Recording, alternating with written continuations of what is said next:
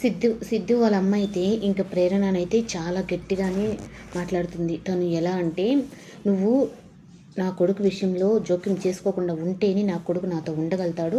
నా కొడుకు దూరంగా ఉండు. నీకు పదే పదే చెప్పాను కదా" అని చెప్పనని. ఈ లోపల డాక్టర్ అయితే వచ్చి తనకి బ్లడ్ ఎక్కించాలి.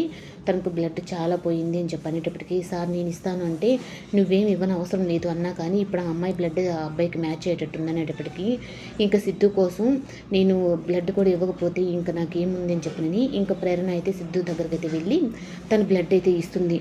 బ్లడ్ అంతా ఇచ్చిన తర్వాత, "ఇంక ఇచ్చావు కదా, ఇక్కడి నుంచి వెళ్ళిపో" అని చెప్పనని తనైతే అంటే, "ఏంటమ్మా ఇప్పుడే కదా తను బ్లడ్ ఇచ్చింది, అయినా అన్నయ్యకి కొంచెం స్పృహ వచ్చిన తర్వాత ఏంటంటే అన్నయ్య స్పృహ వచ్చి మళ్ళీ తనని అడిగేటప్పటికి మళ్ళీ ఏదో ఒకటి మనకు చుట్టుకుంటుంది, వద్దు, తనకి ఎంత దూరంగా ఉంటే అంత దూరంగా మంచిది మీ అన్నయ్యకి" అని చెప్పని అనేటప్పటికి ఇంకా కుమార్ అయితే ఇంకా ప్రేరణను తీసుకొని అక్కడి నుంచి అయితే వెళ్తాడు.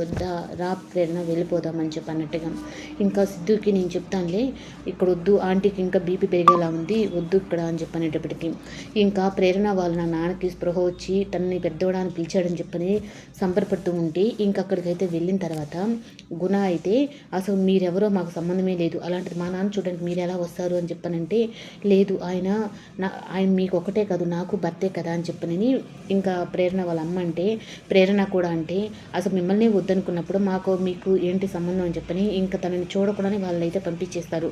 ఎక్కడ తను స్పృహ వచ్చి వీళ్ళ వాయిస్లు అంతా వినిన తర్వాత లేచి నాకు వాళ్ళే కావాలని చెప్పని అంటాడేమో అని చెప్పనని ఇంకా గుణ అయితే రూమ్లో నుంచి తనని బయటికి రానికుండా ఆపుతాడు. కానీ ప్రేరణ గొంతు అయితే తనకు వినిపించిన తర్వాత తనైతే మాత్రం ప్రేరణ అని చెప్పని కలవరిస్తూ ఉంటాడు.